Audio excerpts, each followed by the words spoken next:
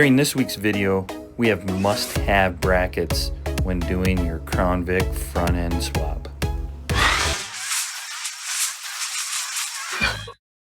Welcome back to the channel. We finally got some parts for our Durango. We are doing the two-wheel drive conversion. We're putting the Crown Vic front end underneath this 99 Durango. The last video on the Durango, we had some issues. We did all that work on the frame to get all the existing brackets off, drilled a bunch of holes, cut some relief holes to try to get those bolts to come down through the frame into the Crown Vic front end.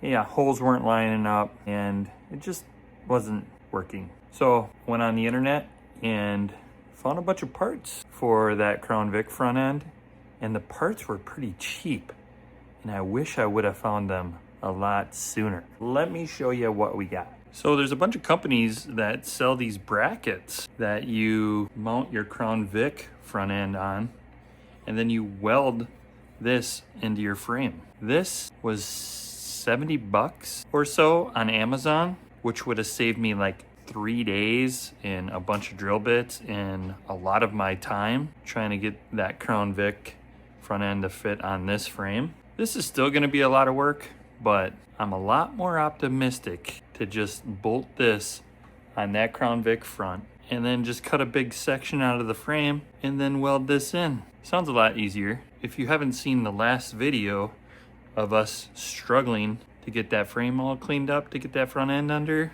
you'd understand. So let's pull this front end back down, mock this guy up. We're gonna do a whole lot of cutting to get that front end under this Durango. What do you guys think of the Jeep wheels? Mock those up. If you guys don't know, this Durango, if plans go right, is gonna be a Jeep Willys pickup. You know, a lot of things have to happen before then, like me finding a Willys pickup cab to put on the Durango.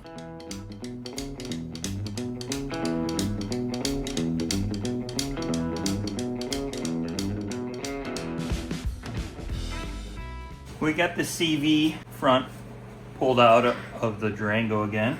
We've got these brackets mounted up, and man, I'm gonna love these brackets. I really wish I would have found these earlier. Should have just did my homework. Me being cheap, I don't even know if I would have bought these at first. I would have probably still tried to drill a hole, because I was thinking about doing the same concept actually after I drilled those holes, but this is gonna make everything easier. That's me being optimistic, by the way, because our frame still isn't very straight. Let me show you.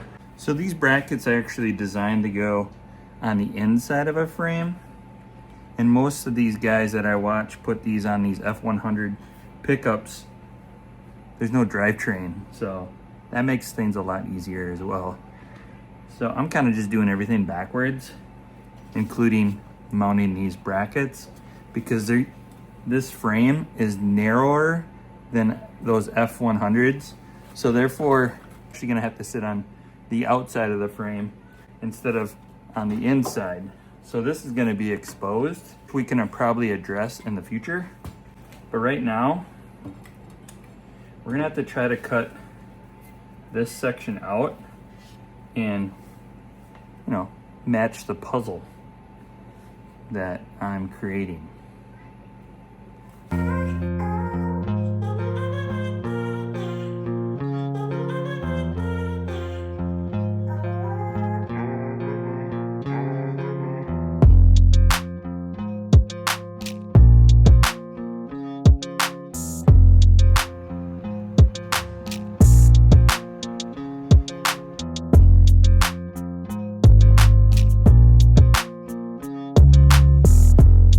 You know what they say? They say, you know, cut less, right?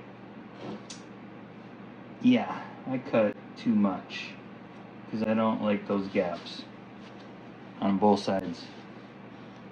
So yeah, there's that. Plus I thought I would just cut the bottom out and use these holes for these holes to help the alignment. This one's pretty close, that one is way off, because you can see the frame kind of kicks out or kicks in right there. So not liking that. I think we should cut out the other side, and then we can mount this plate, this bracket, on our CV front, and then lift the whole CV front up and kind of see where this all lays.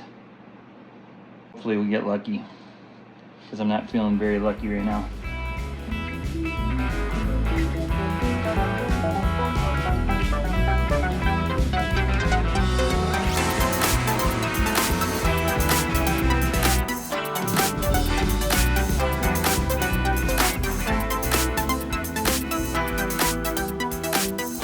We got both sides cut out, and it's super close.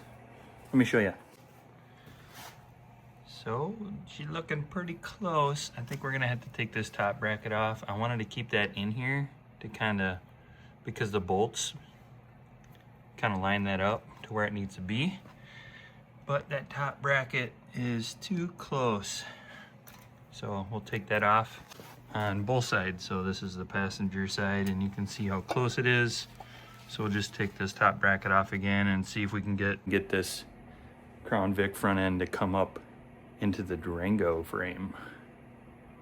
Here is our next issue.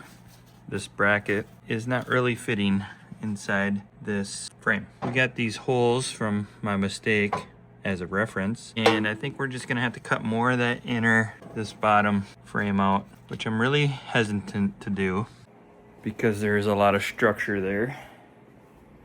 There's still an engine in place. So I want to cut as less as I need on this frame. And my jack just settled.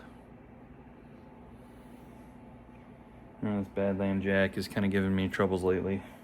I hate to admit that because I love this Badland jack, but maybe it's just low on fluid. Anywho, back to the front end. Let's fire up the best arc, do some cutting on this frame, and see if we can get this CV front go to its new home. Before we busted out the best arc, we ended up just using the angle grinder and cutting that little pie section out of the frame, and we almost have it. That little indent here on that frame where I showed you guys earlier is hanging us up on this side. Getting the best arc, because I'm gonna put a little peekaboo hole there. You've seen that action before. So let's do that so we can get the bracket up. But first, I'm putting consumables in the best arc for the first time. I've never had a plasma cutter before, but here is the tip. Let me flip it around for you. Here's the tip that we've been using to do all the cutting on this Durango, and here is the new tip. We bought the consumables on Amazon as well, so as easy as that, really. I could tell that I needed a new tip because the plasma cutter was puttering on me. Actually, this tip looks different. It's actually hard to tell. It might be the same. That one's just so clapped out and burnt out. So let's put this together, fire it up, make a peekaboo, and hopefully we get that bracket to shit up in there.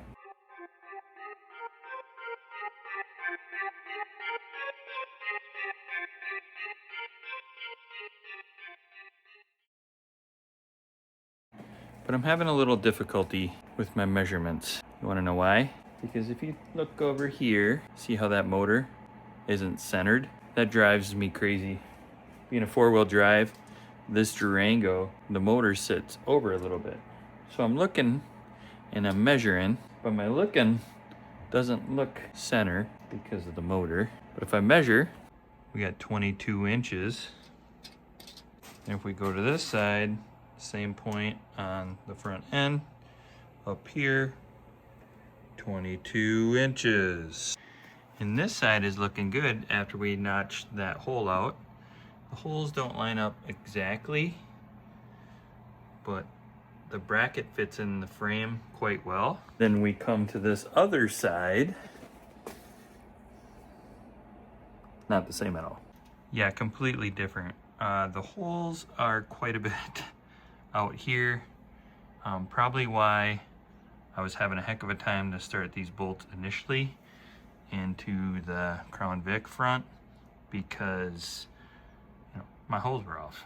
But the frame jaunts in quite a bit more on this passenger side, which it looks very similar to this side. Here's another visual. The back of the lower control arm right here on the frame is exactly in the same spot as this body mount as the other side. So another point of reference that is the same. So I think I'm just gonna go with it.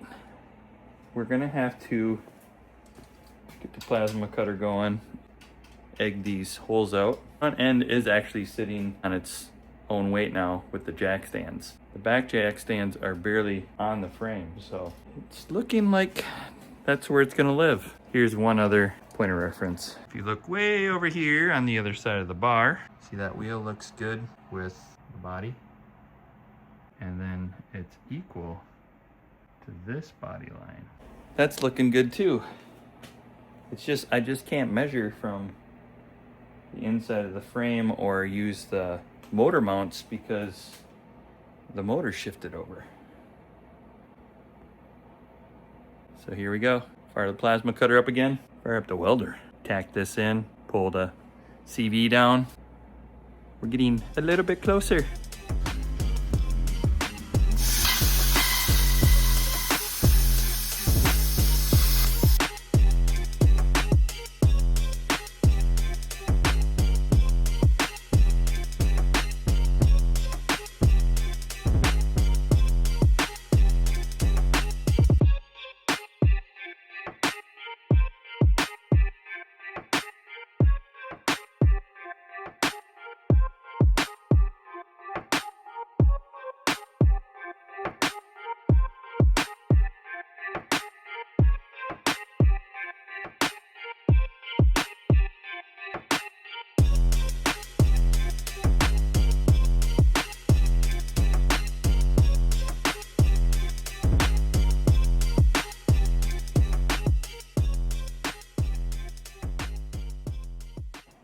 Well, we threw some pretty good tack welds on those brackets.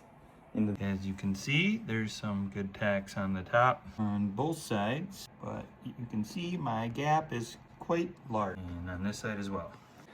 So that means we're gonna have to build some little shims to put in there and tack that bottom side. This side I got a little crazy. Threw a weld down there. That one looks real pretty. And I kind of got crazy. I just tacked, and there's actually, it kind of rises up. It's kind of hard to see on video. See how there's a gap there? So I was just tacking and hammering and trying to get that lip to come down a little bit. And then told myself, just wait, pull the front end off, and then we can finish weld that a little bit better. So let's build some shims and tack the bottom side of those brackets, so then we can pull the CV down, then do the finish welds.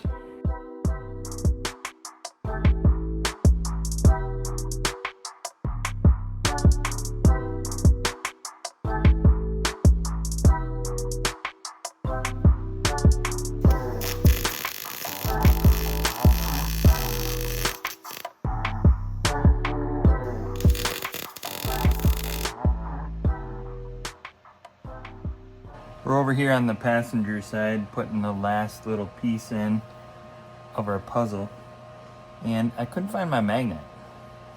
So I'm pretty impressed with this little contraption I made. You know, the little grab fingers, and then put a magnet on it. I had to kind of hold that little piece in place right there. You guys gotta be creative in the garage when you can't find your tools.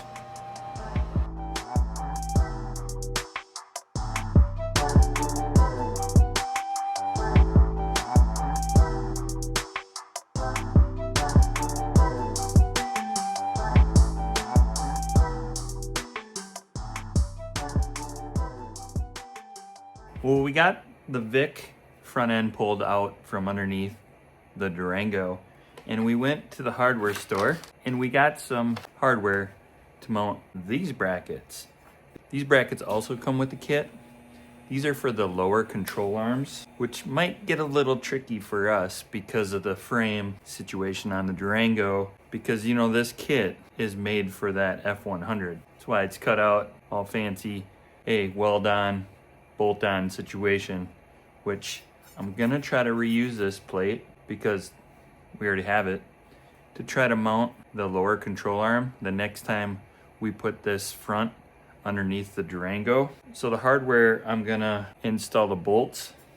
So I went to the hardware store to get the hardware because of this situation. When we get this underneath the Durango again, the frame is gonna be tucked right up against here. So I'm gonna grab the bolts and the nuts here, but I'm gonna grab the nut and I'm gonna put it on the top of this plate, and then I'm gonna tack weld it on here. So when we put the front underneath the Durango again, we're not gonna be able to get to those nuts. And I'm hoping that will work. So let's throw these plates on quick and then go back over to the Durango and show you what we got going on over there. We got those brackets on, and it's becoming a weekly deal on these videos that I keep cutting myself.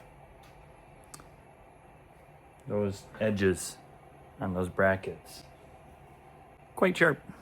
Now it's time to fill in these gaps that I created. So I'm thinking about using the old frame because it already has the curve in it. In this situation, I can just cut out a piece of this section right here and weld that back in because I already have the curve. We're gonna go with that. Now that I'm thinking about it, I wish I would have grabbed a magnet while I was at the hardware store so I didn't have to use my makeshift magnet. Because it's nice to have a magnet to hold these little thin pieces in place while you're welding. Just to tack them on, then you can pull the magnet back out because you can't really hold it with anything other tools than a magnet. We'll just use what we have. So let's do some slicing and welding.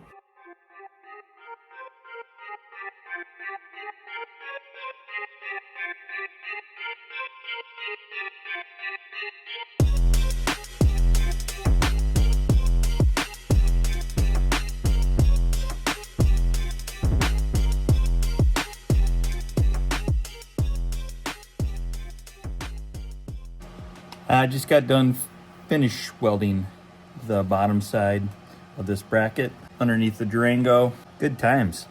But let me show you how she looks. It's not as pretty as the top, but you know, it will hold, especially for a burnout beater.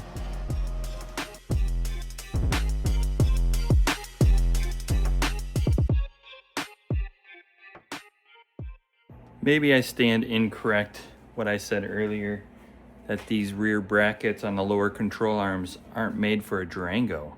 They look like they belong. Crown Vic front is almost up in its spot, but you can tell it's not where it needs to be. The alignment pin is close, but I believe this rear tab is just holding us up just a titch bit. If this little tab was just out a little bit, that would have been perfect.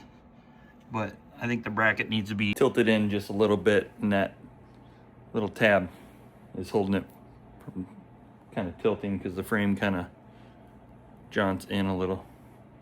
So let's cut that little tab off and see if that bracket does fit in there.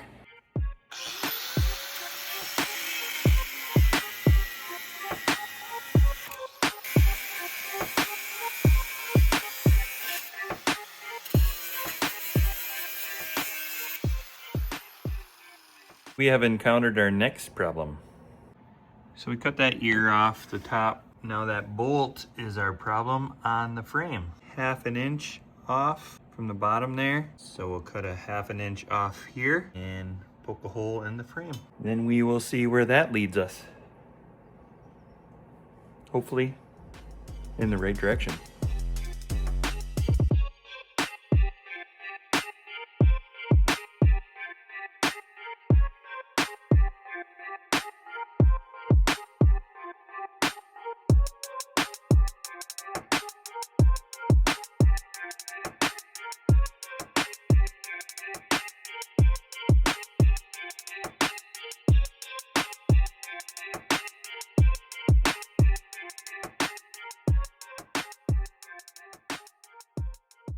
And they said it couldn't be done. Actually, no one really said that.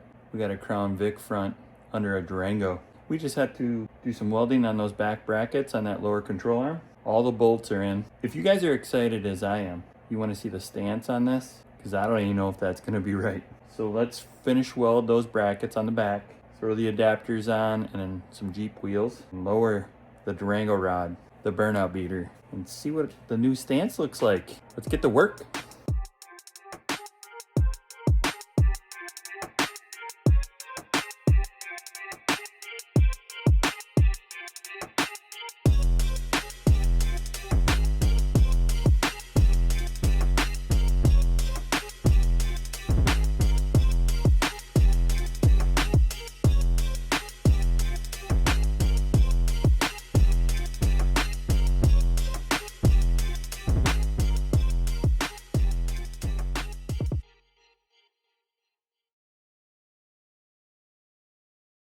Well, the Durango is on all fours. And I've just been sitting here looking at it for the last 5 minutes. And dang, it looks pretty rad. Well, let me turn you around. It's the Durango cart. The Crown Vic front looks mint under there. I think we nailed it on the stance. I was thinking about putting lowering springs in there, which, you know, we probably will in the future anyways. But right now, the stance is money. It's like the Durango cart going on. I don't even know if I want to put the hood back on. I got lots of plans for this Durango, as you already know. A few of them. But we're gonna just keep deleting stuff off of this Durango until we find the right body to go on this Durango frame. But for now, we're gonna be rocking the Durango probably throughout the summer and try to 4-link the rear of it so we can make this a driver. And those 15-inch Jeep wheels don't fit. The calipers are too big, but we got the wheels on there for now to mock it up. And I just was killing to see the new stance on the Durango, and I couldn't be more happy. If you guys don't know, we post a short every day on the channel. One of the shorts we just posted maybe a week ago is we relocated the battery. That's why this panel is off, and I haven't put it back on because I want to make it removable. Right now, that fleet side on the other side and on this side, we're just tack welded on there. But I want to make them so we can remove them.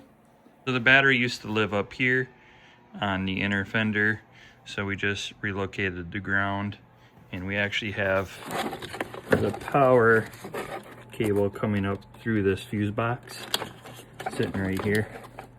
This is kind of bungee cord right now until we figure out where to relocate all the fuse box. How we're gonna do that is all up in the air because I've never done that before. So we got to figure out where to put all that stuff because I don't know if I want to put the inner fenders back on or if they'll fit with the Crown Vic front. But back here, we just ran the cables up and through and put a shut-off valve and found this battery box. The local auction paid like $4 for that battery box. I can actually physically hear that tire leaking. Those are some old tires. Anyways, so the battery box is mounted on there.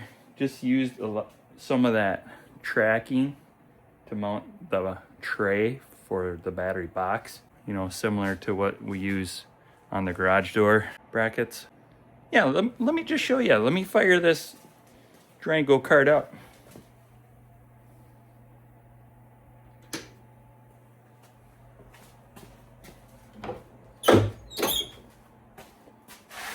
Here we go.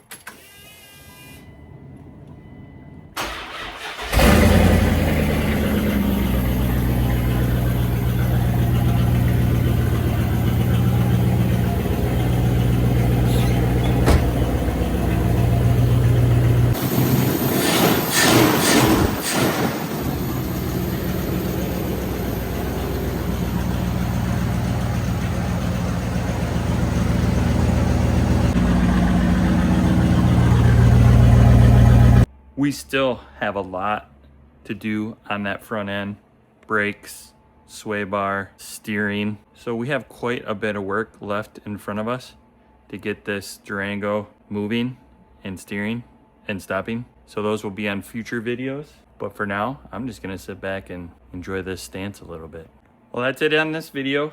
Hope you guys enjoyed it. Super stoked that we got that Crown Vic front end underneath the Durango, and things are looking promising in the future for the burnout beater. As always, thanks for watching, and until next time.